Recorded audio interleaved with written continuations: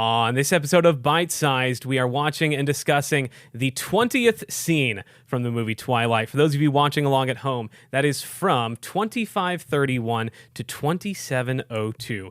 And now, on to the episode.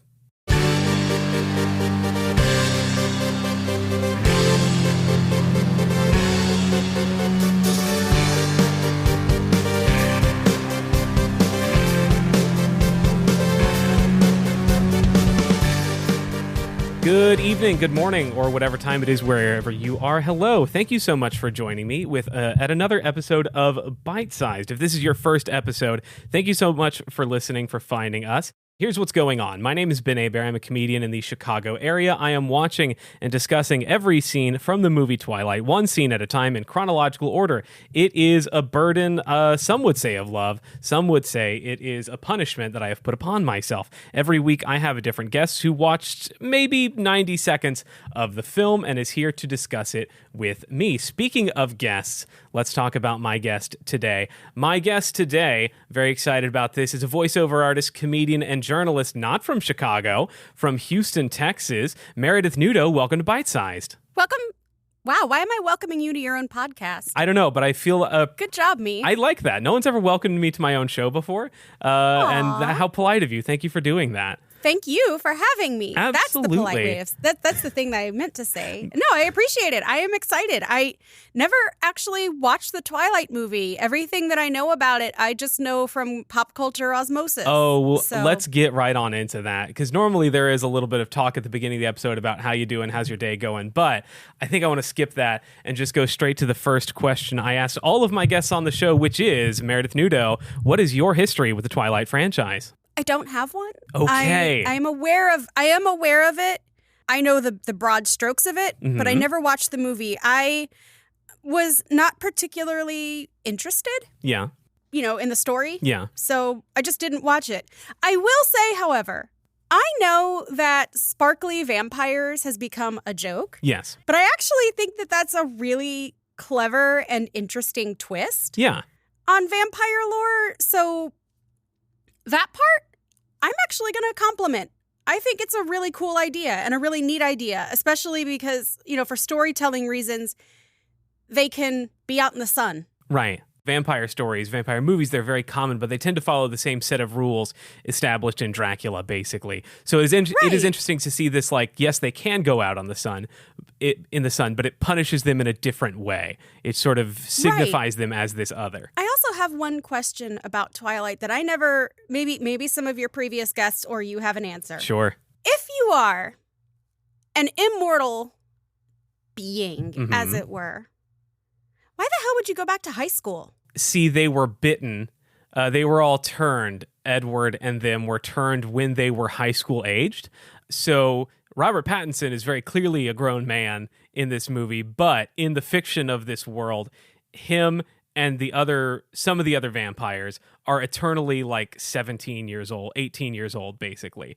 So it would be kind of weird if they were these clearly, obviously young people not in school all the time. Look, are there other better ways to get around that? Yes. But that's the explanation from the story. College exists. It does. And I feel like you would have a lot more freedom if you're a college student. I wouldn't want the restrictiveness of high school if I was immortal. It's just too much to hand. I would be misbehaving after 5 years of that. The Cullens would really benefit from learning the phrase, people tell me I look young all the time. If they would just say, I'm 20, but people tell me I look 15, 16. I knew people like that. And this is the part that kind of made me not really want to read it. If I was also an immortal being, romantically, I would also have no interest in high school kids. I don't know what you would talk about. Even if you are physically 17 and everything, and that makes sense, I would still be probably bored. Yeah. After a while.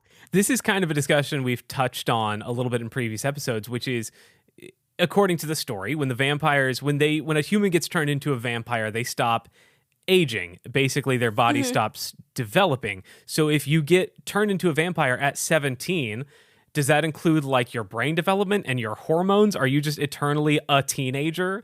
And also, if you're eternally 17, your partner, even if you meet them in high school, is also going to age out of that. as well, because they age normally and you're always 17. Well, what happens when they hit like 19 and 20? Right. So it just seems extremely limiting on a lot of levels, legally, emotionally, mentally. Like, yeah. And maybe I'm overthinking it, but like it bothers me. Yeah, it doesn't make a ton of sense. So Twilight comes out, you're not interested. Did you know people who were getting into Twilight around that time? Was that fever catching around you in that sort of 2005 to 2008-ish time? I had friends that were interested and checked it out because they like vampire stuff, but I knew very, very few fanatics. Mm-hmm. I'm fascinated. Everyone else I've had on this show has at least, even the ones who say they don't have a ton of history with the franchise, have at least seen one or two of the movies a few times. So to have you on the show with absolutely no context for it, it's like when anthropologists find some like uncontacted tribe on an island somewhere. I'm fascinated. I have so many questions. I have someone that is completely new to this world. So with that, let's get into the scene. Normally on this show, I describe what happens in the scene, just sort of a general overview of it, and then we talk about it. But I know too much about Twilight. I want to hear what you think is happening in this scene. How would you, an outsider, describe these things you've seen without context? I did look up context because I am a context fiend. Mm-hmm. But there's a difference between reading it and actually experiencing and understanding it. Yeah. Right. So it looks like Bella was wearing headphones and just not paying attention, or earbuds, and not paying attention to cars. Yes. And it looked like at some point Edward had swept in and pushed the car away. Yes. And she's flashing back to it like she's got that 1,000-yard stare.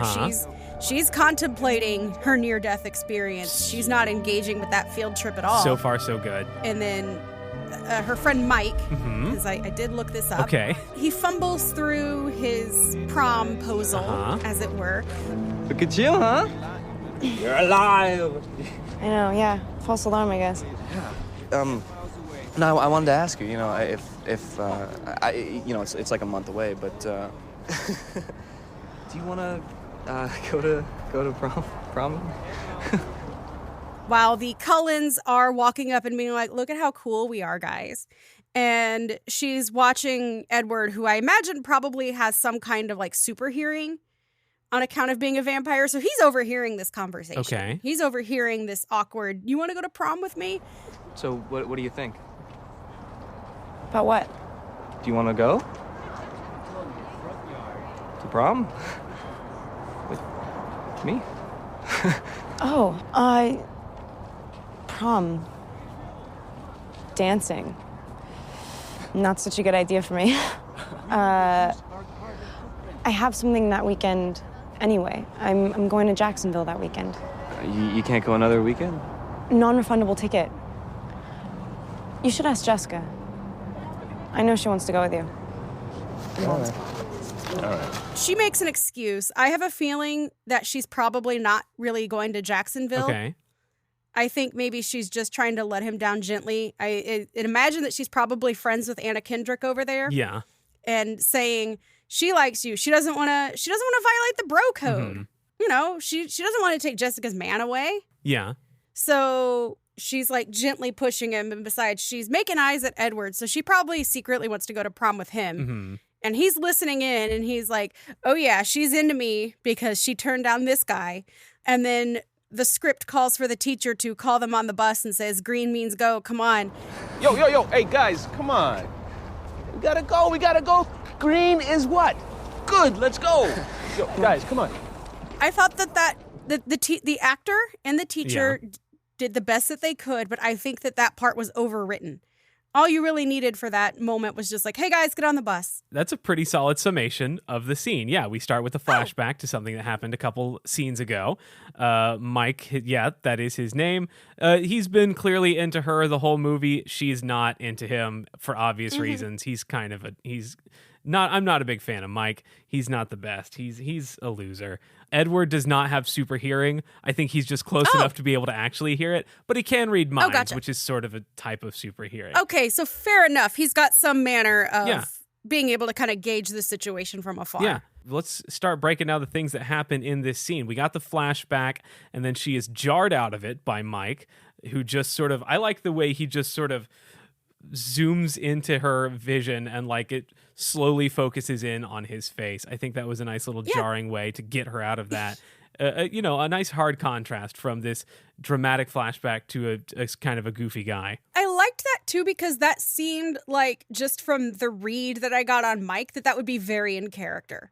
For sure. Just kind of like, hello, Bella, here I am. Yeah. Pay attention to me. He is in general just a very awkward character, which is why I don't like him. I think it's pulled off well, but a little too well that it's like, I don't want to think about how close that was to me in high school. I don't want to think about how close that is to me now. Yeah, that's another thing. It sounds like they had him over-rehearse his stammering and awkwardness. Yeah. You could almost mentally hear the director saying, okay, you say here, and you stutter a little here, and it did not sound like organic awkwardness. Yeah. That's interesting because and that bothered me. You are an experienced voice actor. You've done video games and television shows, if I'm not mistaken. And one thing one of the few things I know about that variety of voice acting is you have to do a lot of those weird little ums and things like that, especially for like video games when you're making like jump noises and things like that. Yeah, effort sounds. Right. And the only time that I can't really plan out a lot of those stuff is if I'm doing dubbing. Yeah. But even then there's ways to sound organic. You can have your voice crack a little bit because with dubbing, I do both live action and animation. Mm-hmm. So you have to be able to match the way that the lips are moving. Right. So you can have like, instead of being like, I, you can just go, to signify that your voice is cracking and things are awkward without taking up extra lip flaps. But I'm not going to put the blame on the actor because I don't like that, especially as an actor. I know sometimes how script and direction can impact your performance. Let's talk about prom because that's what they're talking about in this scene. What was your prom experience like? Did you go to prom? Did you go with someone? My prom was very different from a normal person's prom, as you can probably imagine, not being a normal person. Now, was that the prom or was that you? Me. Okay. So my friends and I had a competition to see who could spend the least amount of money on prom. Yeah. I grew up in a place called The Woodlands, for those of you not in the Houston area. Mm-hmm. That is an extremely, extremely wealthy city or suburb of Houston. Now, I grew up in a middle-class family, but I grew up in a middle-class family in a wealthy area, and most of my friends were also middle-class. So we thought it would be really funny to just, like, spend the least amount of money. So, like, my dress was $20. Mm-hmm. My prom food was my parents made me fried oysters. Nice. Things like that. Yeah. My parents took the photos. Now, I did go with someone, but I didn't go with necessarily a date. Yeah. Because my school, it was so huge that only seniors could go to prom. Mm-hmm. Juniors could go if invited by a senior. So we didn't have junior prom, senior prom. We just had senior prom, juniors welcome if asked. Okay. So one of my friends, his friend had been asked to prom by a senior. Okay. And he really wanted to hang out with his friend at prom, mm-hmm. but he was a junior. Now, this friend had a girlfriend who was also a junior. And I didn't really want to take anybody as a date. I didn't really date in high school all that much. I cared more about playing DDR. So I asked my friend, I was like, hey, I know that your boyfriend wants to go to prom to hang out with his friend. Can I just take him as my +1? And she was like, oh my God, I trust you. So I took him to prom so he could hang out with his friend. So then did you ask him to prom to come with you as your +1, or did you ask him through that friend? Was this a secondhand promposal? No, I actually just asked him directly. I was like, and I think his girlfriend was there at the time. I was like, hey, look, I know that you really want to go to prom with your friend. I'm not going with anybody. So if you want to take my date slot, you're welcome to it. Okay. So I technically had a prom date, but I didn't have like prom is the most important out of your life kind of prom. Right. I was probably all told there for maybe an hour, and I spent almost that entire time at the chocolate fountain. And then I went back to my friend's place to play pool the rest of the night. She says no to prom because she's going to be in Jacksonville. Spoiler alert, your intuition was correct. The end of the movie is at prom, and she is definitely there, not in Florida. So how does this... Am I allowed to ask how this affects her friendship with Mike? Absolutely. Does she just say that's the kind of thing we talk about. Yeah.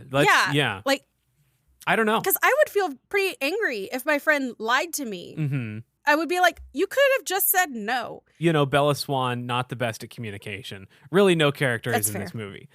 There's a lot of lies that don't make sense, such as I'm in high school because I'm still 17. I have to keep going to Right. different high schools every 4 years.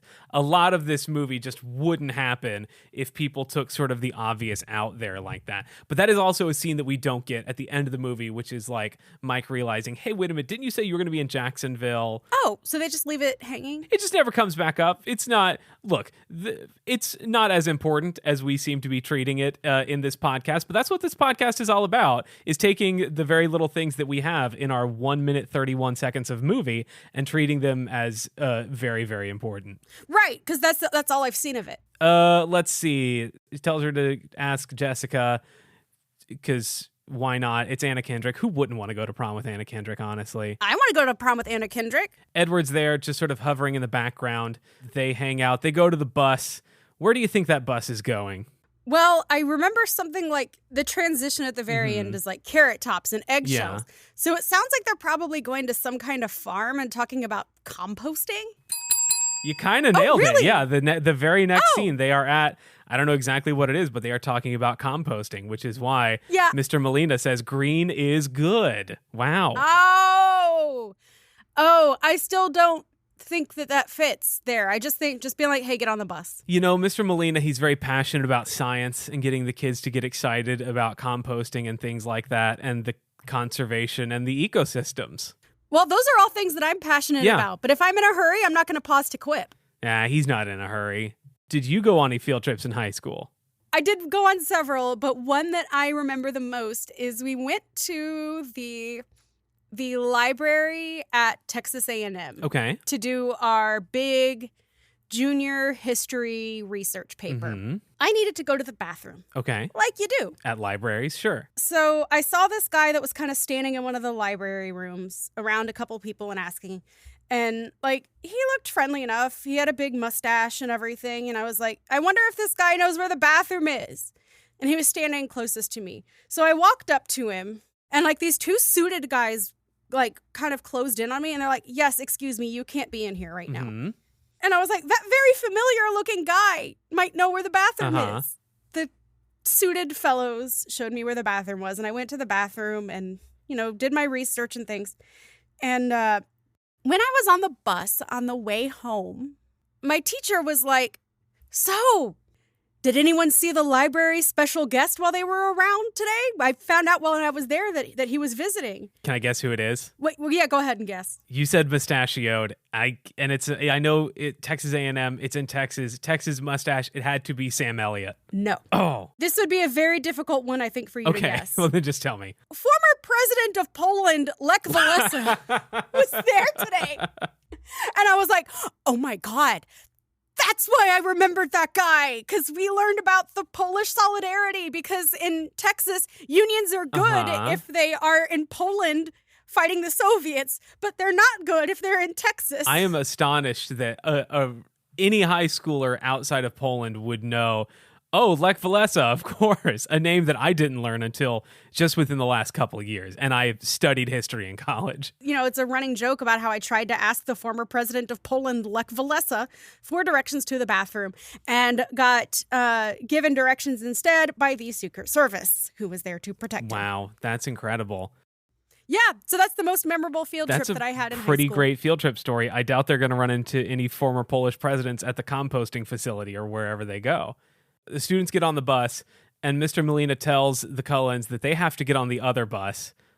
Why? Was just the first bus already full, and they had to get on one by themselves? What's going on there? I assumed that the bus was full. Is it a special vampire bus, maybe? Only for vampires? Oh, I don't think they know that they're vampires. Probably. I literally just registered that as the first bus is full. That would make sense. But is there a special reason? No, I don't think so. I think it's just they are the last students to get on. Maybe they did that on purpose. So they know they're going to let the other bus fill up so that they can get on the less full bus. So are the other two Cullens that are with him? Is that brother and sister, cousins? Like, who are they? Oh, let's get into that. Yeah, let's. We got Mr. Molina here. We got 4 people. Starting from the left, we got Mr. Molina. Then next up, we have Alice, who is this one with the short pixie cut. Then we have Edward here, obviously. And then this blondie guy back here that you can kind of see, his name is Jasper. Okay. Now, the vampires, the way it works, it's very weird. The story they tell is that they are all foster siblings of this one doctor guy in town who's also the vampire that sort of takes care of them, the head of their little group.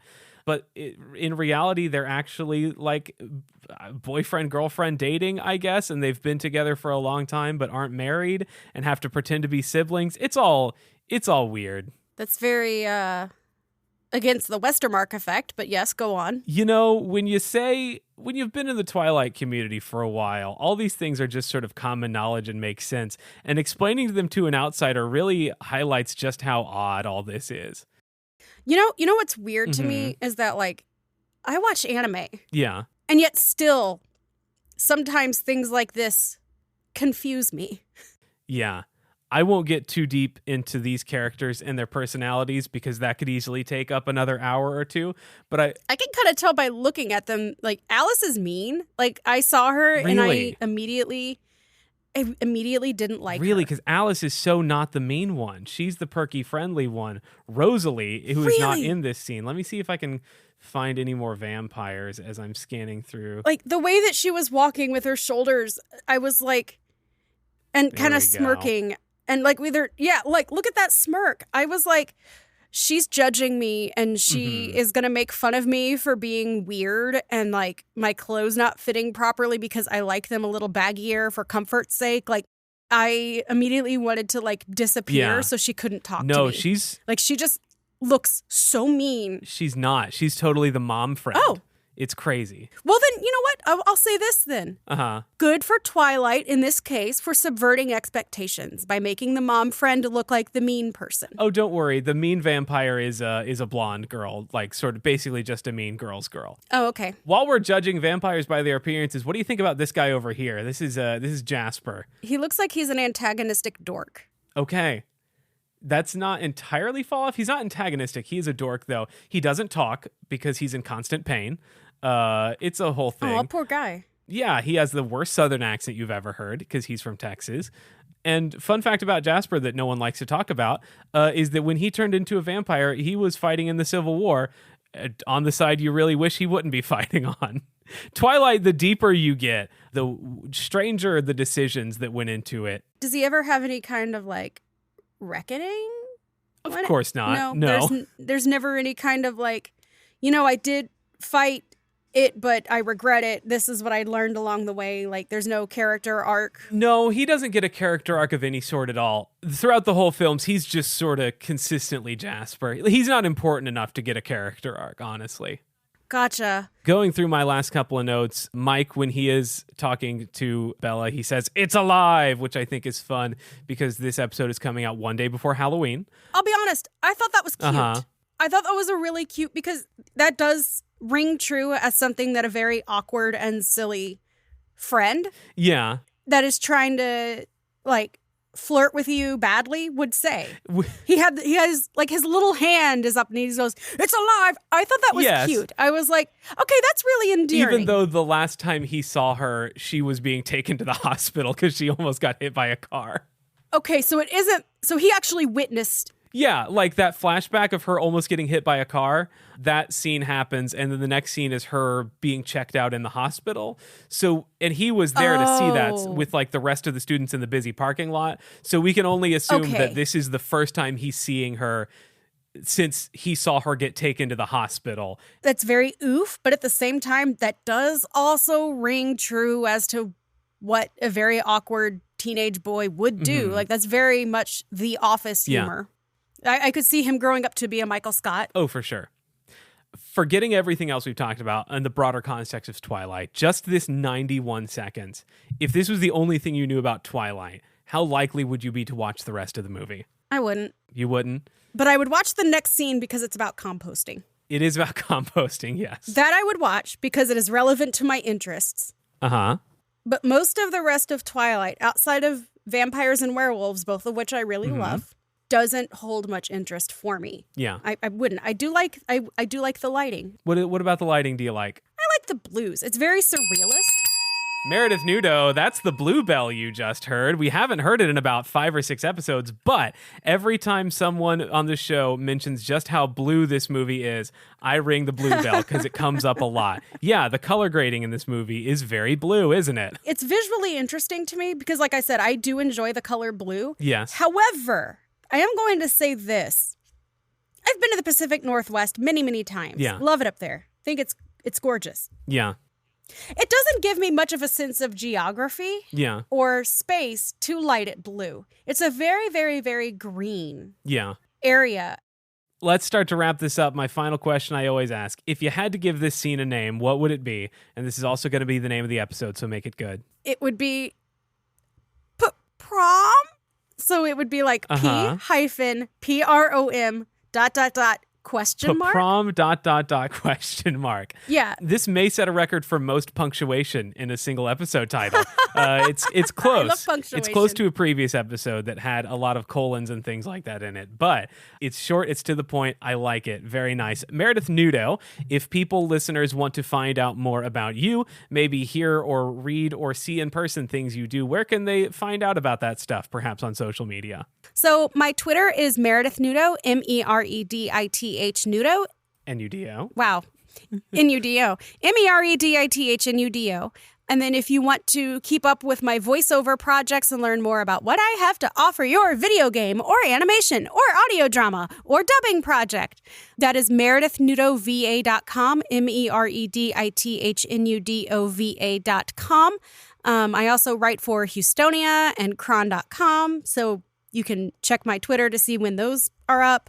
I also want to put in a plug for a project that I was in that just came out, if I may. Sure, absolutely. Sailblazers is it's an early access now on Steam.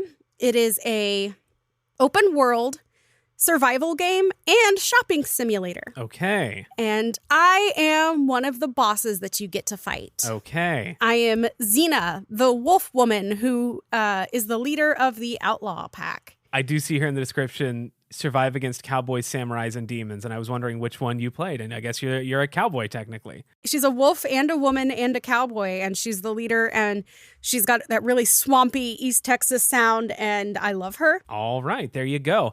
If you want to learn more about me, you can follow me on Instagram and Twitter at benabear.com. You can follow this show at bitesizedpod_ on Twitter, Instagram, and TikTok, because at Bite-Sized Pod was already taken. If you want to send an email to the show, you can email myfavoritetwilightpodcast@gmail.com. I tried to do something that incorporated the name of the show, and it was all taken. Thank you so much to my editor, Ben Oxshire, for putting this together and making it sound good. Thank you to the band's Swimwear department for the use of their song Mauled to Death as the theme of this show. I know. I love those guys. Yes, Swimwear Department. I don't talk much about them on the show, but I should. They are a band from Houston. You and I both know a couple of members. Oh, yeah. They're really sweet guys. Yes. Shout out to Ned and Matt, the two that I know. Absolutely. I love you guys. I love your work. I know Ned and Matt and Jeremy's wife. I knew them when I did stuff in Houston, but they're fantastic and I really like their music. So when I started, That's awesome. I knew whatever podcast I started, I wanted to use one of theirs for my theme. Oh, absolutely. I got to see them at a house show. I'm so jealous. Here, I'm going to give them another plug, if I may. They tend to compete in like the NPR Tiny Desk concerts, whenever those roll around. So definitely check them out and vote for them when they do it, because they always put just so much effort into making great, thoughtful, fun videos. Yeah. Especially if you love surf rock. Yes, I will plug that the next time the Tiny Desk comes around, because I'm sure they will be in it. All right, that's the band, that's the editor. I think that is it. That is everything we have to say. That is it for another episode of Bite Size. Thank you so much for listening. We'll see you next week. And as we always say, at the end of every episode... I got pointed at. What? I got pointed at what? Have a good one.